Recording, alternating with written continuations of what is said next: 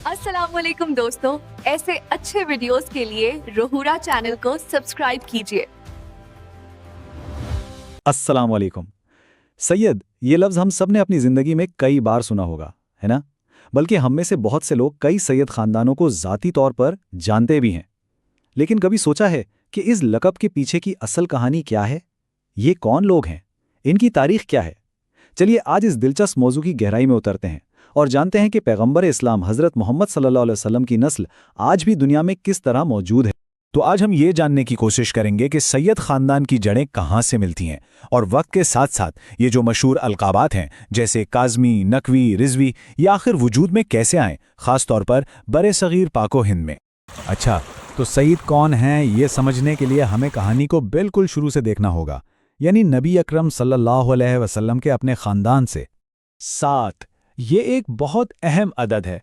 नबी अकरम सल्लल्लाहु अलैहि वसल्लम की कुल 7 औलादें थीं, 3 बेटे और 4 बेटियां। आप सल्लल्लाहु अलैहि वसल्लम के तीनों बेटे कासिम, अब्दुल्ला और इब्राहिम बचपन में ही वफात पा गए। तो फिर आपकी नस्ल आगे कैसे चली? जाहिर है आपकी 4 बेटियों के जरिए। लेकिन यहाँ कहानी में एक बहुत ही अहम मोड़ आता है।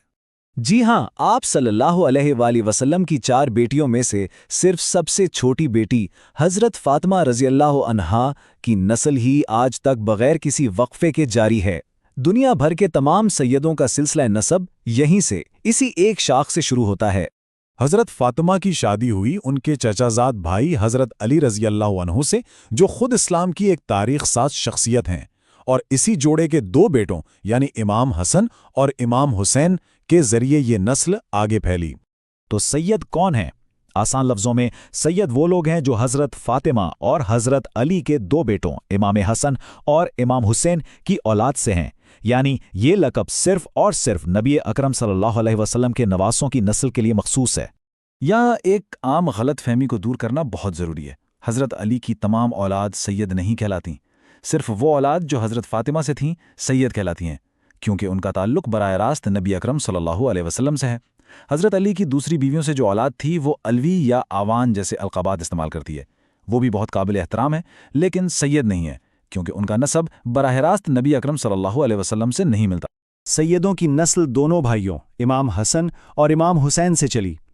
इमाम हसन की औलाद से आने वाले सादात को हुस्नी सैयद कहा जाता है, जैसे गिलानी और इदरीसी ख़ानदान।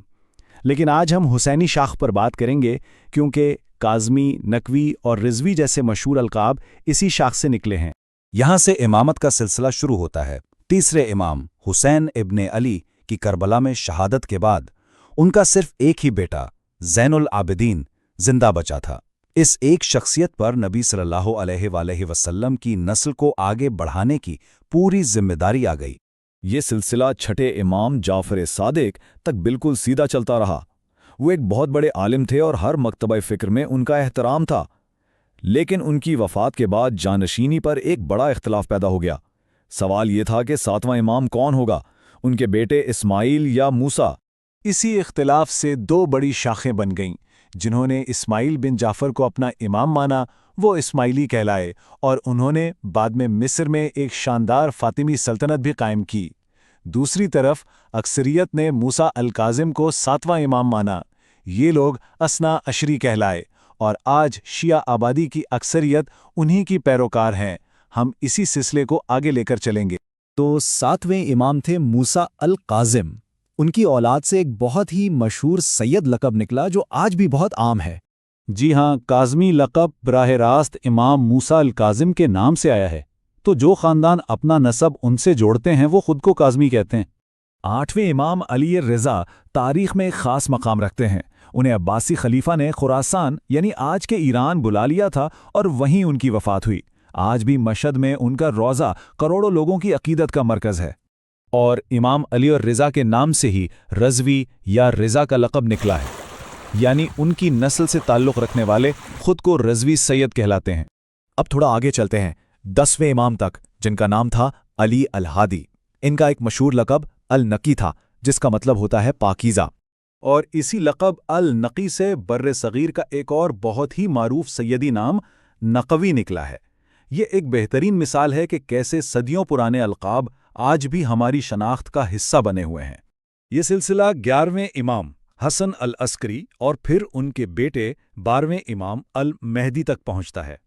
इसना अशरी अकीदे के मुताबिक 12वां इमाम जिंदा हैं लेकिन नज़रों से ओझल हैं, जिसे गैबत कहा जाता है, और ये माना जाता है कि वो एक दिन इंसाफ कायम करने के लिए दोबारा ज़ाहिर हों। तो ये तो थी नस्ब की कहानी, लेकिन इन खानदानों की अहमियत सिर्फ उनके नस्ब की वजह से नहीं है, बल्कि इनके तारीखी और सकाफती असरात भी बहुत गहरे हैं, खास तौर पर जब ये लोग अरब से निकलकर दुनिया के दूसरे हिस्सों में आबाद हुए। जब सैयद ख़ानदान बर्र-ए-सग़ीर आए तो उन्होंने यहाँ के मुआशरे पर गहरे नुकूश छोड़े।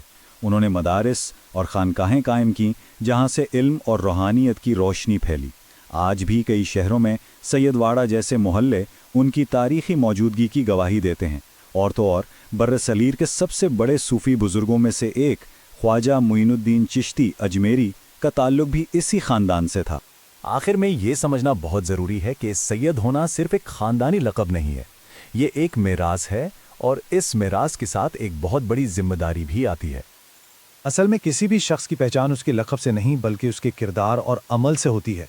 असल सवाल तो यह है कि क्या कोई शख्स उन अजीम हस्तियों की तालीमात पर अमल कर रहा है जिनसे वो अपना नस्ब जोड़ता है। तो फिर असल विरासत क्या है? क्या ये सिर्फ खून का रिश्ता है, या फिर उन उसूलों और अक़दार को जिंदा रखना जिनके लिए इस नस्ल ने बड़ी बड़ी कुर्बानियां दी? ये एक ऐसा सवाल है